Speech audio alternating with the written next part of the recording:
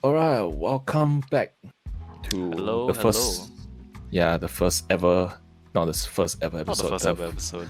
the first official episode of the V Square There we podcast. go. And yeah, whoever that have listened to our episode 0 for our own intros, thank you very much for tuning in again. And I'm your host today. As usual, my name is Strike, and you can call me Joel at the same time. And I am Norman. Yeah.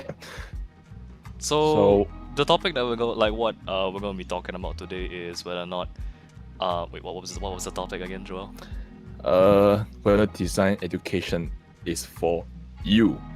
Right, okay, so whether or not design education is for you, I feel like this topic that we're gonna be touching on today is gonna be quite impactful for a number of people, especially because it's coming from the people who are literally students who are going through this right now, and whether or not we can give you our 2 cents on our own perspective, whether or not it might be for you, it might not be for you, from our own experience.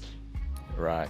So for this episode, we'll focus a little bit more on communication design because that's both of us. That's Yeah, our that's the course that background. we're in. Yeah, and we will speak a little bit more specifically to Singapore's context because we are from Temasek Polytechnic in Singapore. So we will speak a little bit more from there. So take it with a grain of salt at the same time. But it's true things that we're saying at the same time. Of course. It's just what we experience, and at the same time, just take the pieces of information that you can be happy with. Like if you don't want to believe everything, you can just take whatever you want to believe in. Yeah. So, All right. okay, let's start. So let's talk a little bit more about what design school really so-called offers you and teaches you. Okay. When I think of that, I think like mostly technical skills. When that's what mostly design school offers you, like in my opinion. With a designer, you come to school for design, right? You're gonna have to be learning different types of let's say how to execute certain things using different applications, right? Mm-hmm. Yeah, like cause like certain things that we use is like, let's say, Adobe Cloud. We got Photoshop, Illustrator, we got XD, we got InDesign, we got AE, like After Effects. There's so many different like applications for us to learn, and also how to like use them properly so that we can execute certain things that we want. Mm-hmm. Right. That's right to say. Design school, basically, the first half of design school really offers you all the necessary technical skills for you to become a designer. So for our cases here, if you came to, like, if you're coming to Temasek Polytechnic as a part of your intention, for your first year, you'll be absorbed, like so-called get soaked in all the fundamentals of design, Oh, design yeah. theories. Yeah, you'll be soaked into that. Apart from all the fancy applications that you're going to get your hands on, you need to go through the Few like basic like fundamentals, right? Like Yeah. color theory. Mhm. You're gonna be going through lots of ideation processes. You need to Mhm. go through basic logo creation. A little bit not as intense, but typography is a very important one too. Oh yeah, no, that's definitely important. Yeah, so coming to design school, you'll first be trained how to think like a designer. So there's this one module that we go through. I think it's called ideation, right? Yeah, it is. It's the one where like you get a certain idea that you want to try to express and how you're gonna be putting it, like how you're gonna literally visualize it. Yeah. So with that, let's say like that one subject, right? It does teach you how to think as a designer because you're actually putting the things in your head. Let's say you got a few certain ideas, like ideas of like let's say you got a bird and you got a plane, and then all of a sudden you want it to be I don't know, Superman. Superman. Yeah, that's what I was thinking. So let's say if you wanted a bird and a plane, and all of a sudden you got a cape and a jet plane, and after the top or the tip of the plane is like a bird head.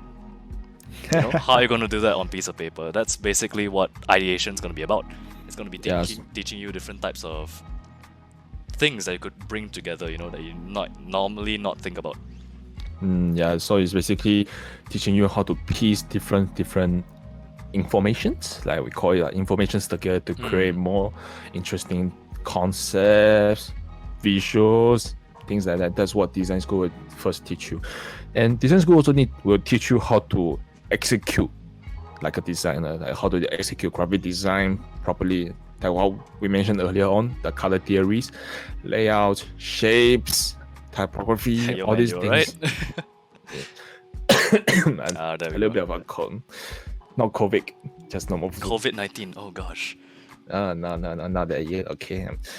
So basically that. Oh god. You're getting the I'm virus fine. all over our mics. Oh no. Okay, never mind. Sanitize it later. But well, yeah, that's the thing. You will learn how to create things like a designer with all those basic knowledge and fundamentals that you have. You will create those visuals that is appealing and that transfer so-called like communicates a message or whichever that you have intended. Mhm. All right. So that's the second part of design school that teach you how to execute as one. Then the last part of design educations, I can call it, they will teach you how to present like a designer. Oh, that's super important because you got your work, you've learned how to do it, you have thought through it, but how the hell are you gonna talk about it?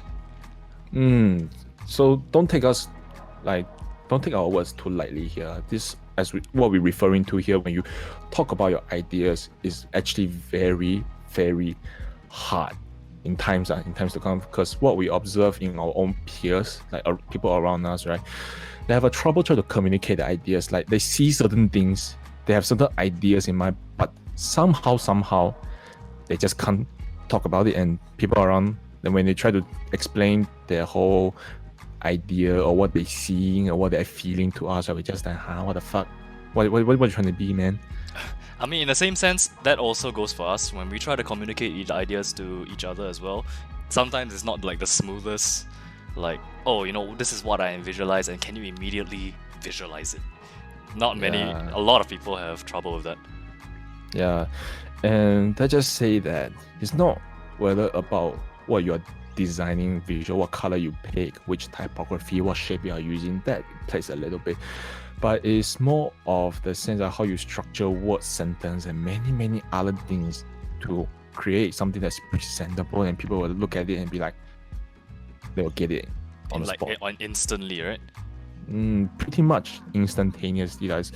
But it's quite an ambiguous process. We will talk about more about that in our future episodes about what really presenting your It's all concept about, as. yeah. I think we can cover that.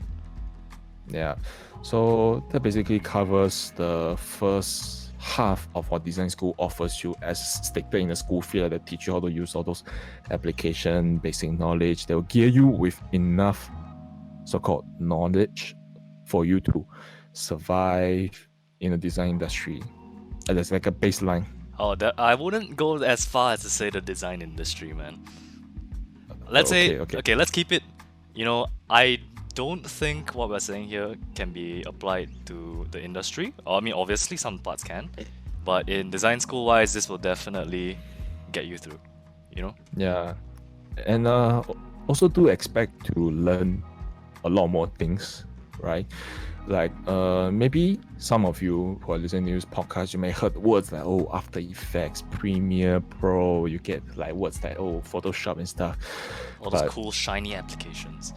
Yeah, but in fact, in truth, there's a lot more applications out there other than the Adobe family, like that for prototyping mobile apps, right? For UI designs, if you ever heard this term, we can talk a little bit more in a future episode. Basically, there's the Adobe XD, which is a little bit popular. There's also Sketch, Figma, InVision, there's a whole list. There's a huge amount of other applications that you could use, man. Yeah, so do expect that school will teach you to use this kind of application at the same time, apart from the whole Adobe family. Yeah, it doesn't have to just be Adobe. Yeah, that's one thing. And another thing is that whatever you might be learning, right, will be different from what we have been taught. Okay, like the curriculums in design schools will definitely changes according to the market and the societal changes. When things so-called, when there's a new product or new technology on the line, things will always push the education system to evolve. So we will talk a little bit more with one example. Back like 3 years before we enroll, I think it's around 2010s, right? around 2015, 10. that Around period the of time. during that period of time. Yeah, back then for Temasek Poly, we had this one module, I believe it's called interactive design. So, layman term, it's just basically UI UX, but in terms of deliverables, right? Wait, are you assuming that they know what UI UX means? So, Mm. alright, UI basically just means user interface, and it's like the different design, literally the design of a screen and how elements are placed on it. It's what you see. While the UX part is called the user experience, and user experience basically just means your entire journey of how smooth it is and whether or not you enjoyed it or not. That's the basic way to describe these two things. Yeah, UX is basically from A to B, how you go through the point. Yeah, and it's how smooth it is. Yeah, so that's the basic idea. Like the Instagram apps, the Facebook, YouTube, all these things you're using, it contains UI UX in it. All right. So basically that. So back to the topic. So back in a few years ago, there's this course, this module. It's not course. It's like a module that's called interactive design. Back then, students were only so-called instructed to design websites for desktops. Okay, that's a few years ago. But by the time it reaches our batch, which is around 2018, 19, yeah, that's around our time when we enrolled in, right? Yeah, That's when mobile apps starts to take off a lot more, where it hits the era when all kinds of phone models, if you can recall, iPhones are shooting out models every year, Samsungs, then you have the China brands, the Huawei, Xiaomi's, and all the stuff just shooting everywhere. literally right now it's like everything is exploding. Yeah, it's like every year there's a new phone and such. And that really causes so-called the trend to turn from basically from pure websites, like desktop views, website in horizontal formats, it pushes towards mobiles, the mobile screens a lot more. And that's a huge different thing actually when you mention it, because you know how like when you look at a desktop, right, it's obviously most of the time landscape, and when you switch it to your phone, how do you hold it in your hand? Yeah, so that's where the adaptation came in, and also mobile app screens gets a little bit more focused, and we started to have this one whole 6-month project module, right, where we had to design a mobile app to solve a world problem or like a life problem. Yeah, I think it's a life problem. Yeah, that was. I didn't like that topic. Yeah, it's a little bit of pain in the ass, but we put through, and that really let us so-called see, so-called design. Careful. Excuse me. So that really let us see how design is changing over time, and that really pushes the education to evolve with it. Like the industry moves, the education follows suit. So do not expect yourself to learn the things that your senior told you, like, oh, I'm gonna learn this. Yeah, I done ABC. You after maybe by the time you enroll, you'll change to that 1, 2, 3 or Alpha, Omega, these kind of things. I think that's the unique part about design school the most, because you know when you learn a certain thing, right, you just gotta have that huge amount of variety that you're gonna be learning something else. So it's good to have different tools under your belt, you know. Because when you first learn, let's say like in comparison, you website design, then you might not necessarily know how to design for mobile, but then once you do, you're able to keep up with that competition for like the present time. Yeah. So all the intention for design educations, right, for our cases at our school, right, is try to gear us towards the ever-changing market. Like everything that has been shown us is basically what the market is demanding at the moment. And we can't really say that they're right or wrong, but they're doing their best to gear us for the ever-changing world. Definitely. I feel like, especially in design school, it's such a... You feel like this sense of like really like home, dude. Because it's like they are super understandable and caring, and they really try to nurture like the best potential that you have. Yeah, they're really trying, but I'm not saying this to all things, so take it with a grain of salt. This goes for our school experience, our own experience. Yeah. All right. So this basically marks the end for the technical skills or like the designer skills you will be taught in school. Now we'll move on to the more vague part. Yeah, the vague thing that design school offers you. Networking. All right, I'll call it networking. Okay. Um, where do we begin, man? I mean, it's such Mm, a broad term because there's so many things that you could cover under networking, you know. Because it's like you could be networking with classmates, you could be networking with teachers, you know, your lecturers. And the teachers could even be split, you know. There's like categories of adjunct lecturers, which are basically part-timers, and the full-timers. So, you know, where should we like cut? Where should we start? okay. All right. So for that, I think we can cut from the lecturers. Let's talk about more about lecturers. All right. So for our design school cases, we run in small classes. All right. Okay, relatively smaller classes. Like each class, we only host about 20 plus minus Plus students. minus, yeah, around there. Yeah, so it's around the ratio is 1 to 20.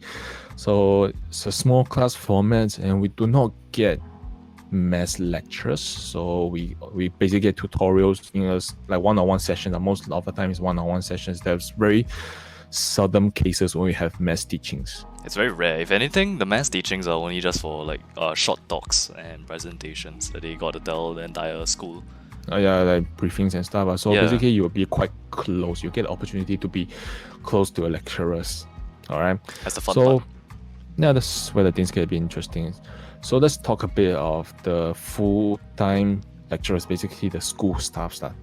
They are the people that usually has a couple of years of experience in like design fields. Like some of our own lecturers, they have like maybe 10 to 20 years of experience in the whole industry. There's different kinds of designer, editorial designer, poster designer, etc. And they come back to school to nurture the next generation. So that's them. So Oh yeah, we have quite a number of that actually, right, in our school. quite some. Yeah. So that's them. And for them, right, they are what we call your best contact and information counter, quote unquote counter. Counter. To like I mean physically they are like a information counter or like assistant. Okay, I get it. Okay. Yeah. I call it the assistant. They will teach. You can ask them about things around schools, like the fun things and maybe some scary legend stories and horror things. You know, if you want to ask about that, you can also really get school resources. Okay, that's where we see one of the strength in full-time lecturers. They know mostly every corner of the school, so they will know where you can get different equipment or like get different rooms and such. You can ask them for help. You instantly like ask, you know, where's like the camera that you use for this certain project, and you know they instantly point you to the shelf that they took it off from. Okay, something like that, but it's not 100% true. But we just like make it a We're little bit over more exaggerating it. Yeah, so that's that. And also they are your so-called care person. So for TP's case, we have like each class we have designated care persons. Yeah, we have designated like caretakers for our class that keeps all of the, let's say, the normal school admin stuff running.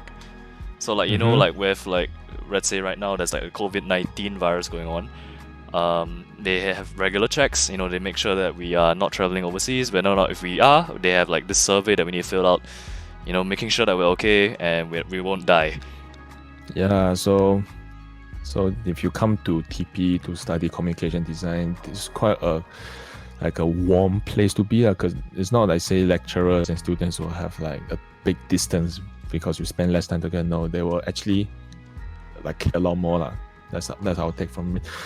And also for those lecturers, if you want to link towards the aspect of design educations, right, they are your first point of contact if you have any doubts about your work per se. Yeah, and because they are full-time staff, most of the time they will be in school, so you can just ask them, drop them a message, ask nicely if you want any consultations or any queries about your own life. You can find them. You go doubting your own life choices. You know, I gotta go to your caretaker. Am I doing this right? Yeah, so that's that. That's basically what we see in the full time. lecturers. And then there's another group of people that's called the adjunct lecturers. Oh, careful. Hold careful. Oh, Jesus. Okay, I think we can cut this part out literally. Alright. Continue. Alright, so we have this next group of lecturers. They are the adjunct lecturers, and basically for our school's case, for TP's case, we invite industry so-called experts lah. Basically like studio owners or like Mostly creative directors and like people from the design agencies, you know. Yeah, we will ask them to come over to become like a part-time lecturer in our schools to teach students different things. And they are really cool people. It's like seriously. Like for the people that from our own experience, right? Like, you know, like let's not name any names here. Like we got like JH, you know, JH. Yeah, there we have another J also, but yeah, they're both very, really very cool nice people and really nice people. Yeah, so that's that. And what you really can gain from them as the adjuncts, right? They may not be as so-called like dedicated to your well-being in schools as your full-time lecturers. Of course not, dude. They're not really that responsible for that. They are not. That's not their main like you know. That's not their intention, purpose or nor intention to be there. You know. Yeah, they are here to teach you more industry-centric knowledge. Basically, they'll teach you how to design so-called better works that's more faced towards the consumers. Maybe I would say mostly like how you can imagine, like let's say like real life design, right? You can see certain things done for businesses. So most of that stuff they will be able to teach you on how they do it in the real working world. Cause there's a huge difference between being able to design for, let's say, yourself or design school and designing for consumers. Cause it's a very like one could be said as a form of expression, while the other is designing for a certain customer. Yeah, things can change quite drastically when you switch your target audience or switch your purpose. So that's why those industry partners, the adjunct lecturers, are here to really help you to make sure your work, the output will so-called get the market, right? Yeah, it will get placed out, or maybe you can lead the market in a way at the same time too. But that's if you have to be really damn good. Yes, that's honestly very difficult right now for both of us. And we're trying. Yeah, we were definitely trying. So yeah, there's that. So these are the two kinds of lecturers you will find. One is a very schoolish people. Sorry, did you say squish or schoolish? Schoolish. Alright, Mr. Squish. Yeah, so they are just what school teachers like. They are just doing what school supposed to do. And the second group are the industry experts. They will come in with the freshest, hottest perspectives and insights about the real world and really teach you all of that. So that covers the lecturer networking between you and the lecturers. And but also, I would like to add on one more thing before we end off on that certain section. It's because I feel like with teachers, right, a lot of students, from what I've seen, really don't take advantage of the lecturers and the information that they can carry. Okay, maybe not say take advantage, that we call it utilizing the best possibilities and stuff. Taking advantage sounds a little bit more too spicy, you know. Okay, fine. So let's call it utilize, right? So you're not utilizing the information that's given to you when it's presented right in front of you, like, as a teacher, you know, because people usually just enjoy their day. After they go to the design school, they design stuff, and then they just leave, and then they completely ignore the fact that they have someone who has like 6 years of experience standing right in front of them, and you could have asked them anything to improve your own skill. You know, yeah, people overlook that a lot. That, as what Norman mentioned, right? That's quite a saddening thing for us to see. Like, can you imagine you having like 10, 20 over design experts and like seniors that has been in the field for so many years within 1 kilometer radius of you, with walking distance? You can just literally go out to them and ask nicely, and most of them will probably reply you with a genuine kind heart. So yeah, that's that.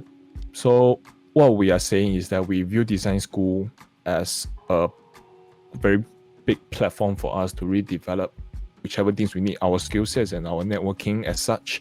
And we do not see it as like a 9 to 5 job It's thing. not a job, you know. Yeah, you don't come to school to just say like maybe back in like like secondary school, was it like super boring to you? I mean, for my Certain days, it's days, right? really painful. It's really painful. I'm not really a good English student, nor was I a very bright math student. Yeah. Just joking. But yeah, like what I was trying to go for is just that, when you go through like let's say like school, right? People have that mentality of just, oh, it's super boring. You just go through with the daily life, but it's not that case, especially in Polytechnic, where you got all of these people coming to help you. They're literally here to help you and they nurture you, not just in school, it can be outside. Yeah. So that's that. So what we really encourage whoever that's listening to this point of the podcast to really take advantage of this whole condition and situation you have to really do whatever you can do with it. Like seriously utilize like the people, the information, everything, right? So that you can become a better designer for the future. I think that's honestly one of the most important things. Yeah, if that's your goal, go ahead, but if not, take our advice with a grain of salt. Yeah, we're just saying that for PC statements. Alright. So that's the networking with lecturers. And we can so-called, we will call it networking with your peers, basically your classmates, right? So basically you can if you came here as a design student, right, you have a strong interest, inclination to do design, obviously not back in your primary school days or secondary school days when you learn all kinds of subjects and everyone has a bit more of a different inclination. But here in design school, you have only one major topic, and that's design, and you have so many people around you that does pretty much the same thing. You can get to know a lot more people that have the same interest. Jesus. God damn, you've been holding that in. Alright, so what I got from the statement that you wanted to say, like design school is wow, I forgot, short-term memory. Okay. Okay, we will cut this part out. We'll cut it from the top. Alright, so that covers the first part of networking, where you can network with the lecturers. And let's move on to talk a little bit more about networking with your peers. Alright, so peers, yeah, your classmates, course mates, cohort mates, schoolmates. That's just a bunch of fancy ways of saying friends. Yeah, if you want to have friends, that's next to. Alright. Okay, not shading anything here. Wait. Chill. Yeah, so you'll get to know people that has the similar intentions or like same purpose as you when you come to a design school to really learn design, or people who are really just interested in this thing. You actually have a lot more opportunity to find those people around you. It's not like every day you walk on the street and just find a random stranger and be like, hey sir or ma'am, do you know design? Yeah, you will not do that kind of things, man. It's just like awkward. Hey, can you critique my design work real quick? And after it's like you just like, oh, you get like the client comes to you and it's like, oh, it's nice. It's kind of like that. So yeah, what Joel was trying to say is that you don't get the opportunity to, I guess, talk about design in real life, especially with with like-minded individuals. Like, let's say, especially for having the same age group, I feel like that's pretty good for people to connect well, cause you don't really get it anywhere else. Yeah, it's kind of hard for us. We can't think about any places that you can get it other than design schools per se. It really is where they nurture cause everyone's kind of like on the same playing field, then everyone's like a comrade to each other. Yeah, comrades, that sounds very communist, but yeah, sure.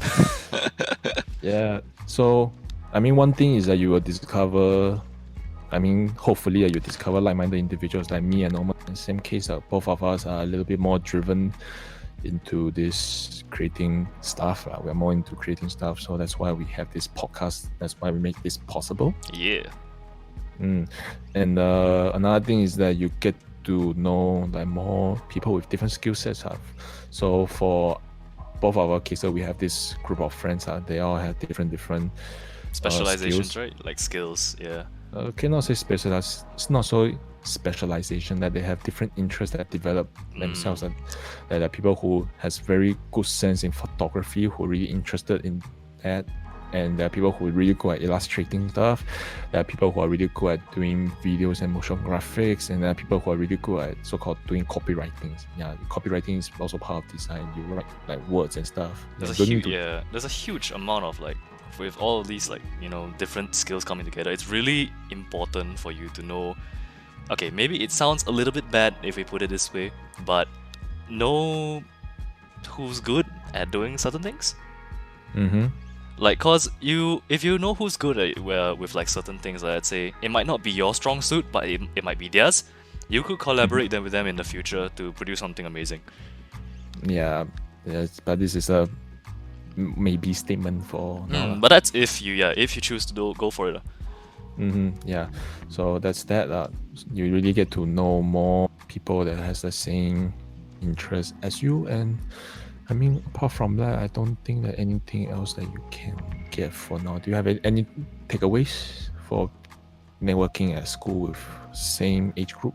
Well, I think okay, for networking, right, I got this pretty interesting story of like a friend who, when he's a film student, and then afterwards he got a logo commission from one of our course mates actually. So I think do you know about it? Oh, I think okay, now I remember that. Go Yeah, ahead. so I think okay, when he got like the logo commission, right? They met through a TP, like a Temasek Poly fundamentals class.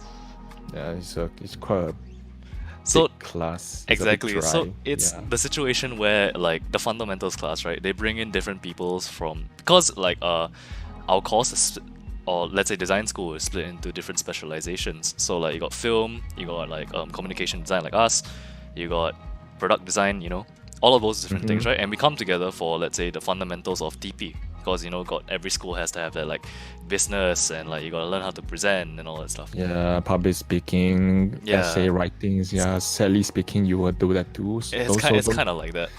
So Yeah. when these two people, right, so it's a her and a he. So she was just minding her own business, and then he came up to her and said, "Hey, yo, could you design a logo for me? Because I know you're in communication." So it's like, I was like, yeah, sure. And then from there on, they just, you know, continued on with their project, and now they're both really happy. They work with each other right now, and they're both enjoying each other's content. It's kind of Yeah, sick, so- I think. Like honestly, it's quite rare to see that right now.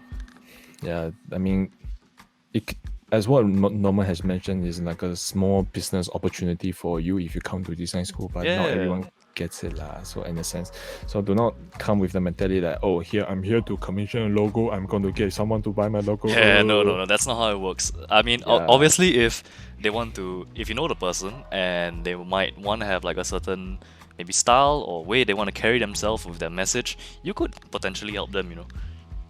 Yeah, that's just a possibility lah. So that's basically what design school can offer you in terms of networking. I mean, you could always buy stickers, you know, like a pack of 5 for like $2. That's a very Yeah. popular thing with us. Yeah, that's quite actually. Yeah, speaking of that, there's like we have internal circulations. Like, can we call it internal circulation of stickers? It's not like a drug deal, dude. It's not okay, but I mean, it's kind of get okay. Basically, is that we have students who basically commission their own stickers and or keychains, then they resell them at like a quite like And an affordable price, you know, for Yeah. like the design that they're doing. It's like, and it's pretty cool, you know, cause it's like a little like collectible, one, and two, it's literally your friend who like just sold this to you. So it's like winner for both sides. Yeah, like it's kind of like cool to see like as a design student when you walk around with like works from your peers that like 10 over stickers or keychains sticking all over your laptop. That's kind of like quite a niche lah, but not really for my own taste lah. I have my own taste What for a soul stickers. loser. Yeah. All right. So that's that for networking. So Yeah, that basically covers what really design school can offer you from our own perspective. Mhm. Yeah, but don't forget that you're coming here for school. So lessons will proceed as proper. There will be attire conducts like codes and stuff. Yeah, like for our school's case, our I think we're quite discipline lucky for our school, right? Because our school's quite lenient on what we could wear. Yeah, the only rule is that you cannot come in slippers. That's it. Yeah, that's literally the only rule that we can't wear. Like, we can't wear slippers in school. But you can wear Crocs with socks or sandal with socks. That covers too. Everything's a fashion statement, man. Yeah, so that's that. And do expect that lesson paces may be a little like so-called segmented and paced at a digestible, like a more digestible pace for everyone. Because I mean, it's a school. It may be too quick or too rushed for some people. It may be too slow for some people. So I need to back off from your mic, man. What'd you say? I'll just back off from your mic a little. You're killing my ears. Alright. So what we're trying to say is that you will go through the tutorials and lessons in design school at a digestible pace, like this one pace for average students. Some people may find it too slow. Some people may find it too fast to carry on. But we do encourage this thing called self-directed learning. Basically, you source out your own materials, your own tutorials to learn more stuff, in a sense. I agree with what Joel's saying here. Because without that self-directed learning, SDL, right, you have this kind of, like, from my perspective, a limited amount of learning, because it's what the school is going to be driving this certain, let's say, like, subjects and topics. But let's say if you wanted to learn something else, you won't be able to get it from the school, obviously. And the second issue is that because you're learning these things, and the techniques that they're going to be showing you is going to go for everyone, so everyone is learning the same thing as you are. So you have nothing to stand out, in my opinion. It's kind of sad to say that if you do not so-called explore further on your own stance, your own times, sooner or later you'll get pushed out of the whole race if you want to do well. If you really want to do well, we seriously suggest you to do some self-directed learning. You go learn whatever skills that you want to, and you feel like it can be applicable to your own design. Cause if not, you're gonna be stuck with, let's say, not saying that what school teaches you is bad, but it's what just the school teaches you as a fundamental for everyone. Yeah, like if everyone knows how to fry a piece of steak, everyone can only produce a piece of steak. But if you learn how to make mashed potatoes or broccoli or something like more fancy, you learn how to make desserts, you can produce a 3-course meal. Yeah, that's okay. Although that was a weird ass analogy, yes, what he just said was true. So that's pretty much that, and that wraps up for this episode of what Already? we design. I mean, is there anything you want to add up? Well, I mean, you mentioned the fact that cause we are in a school, right? Design school. So not forgetting the fact that it's a school, you got to remember, like, okay, I don't want to mention anything bad again, but you got to keep it understandable for, let's say, certain situations. So for my own example, I got to say certain timelines for our subjects are not great. I mean, it's a little bit of an ambiguous statement because, honestly speaking, as we've said previously, like the whole design education is changing, so they're pushing more like new stuff into our content, our syllabus, and at the same time they try to plan it also. So sadly for us, we became the guinea pig. The guinea pig. The guinea pig batch. Basically, we get the first to test out different subjects. Yeah, we got tested a lot of different modules I wouldn't say modules, but platforms at once, cause we needed to create more things compared to the previous batch. Something like that. Yeah, So that really kind of locked. I wouldn't say locked. It was a really tough process to go through. Yeah, so it's quite a turbulent period for us, but we survived. Somehow. Yeah. So that's pretty. Yeah, that's it. I got nothing. Yeah, so that basically wraps up our first episode of podcast, where it's design education suited for you, Singapore edition. All right. So again, just take this with a grain of salt, because it's just coming from a bunch of students. What we might be saying is true for us, but it might not go for you. It might not go for you in the future. So take it with a grain of salt. Yeah. So thank you all for tuning in. To whoever that's listening to this point of the podcast, thank you very much for your support. And we'll see you next time. Adios. Goodbye.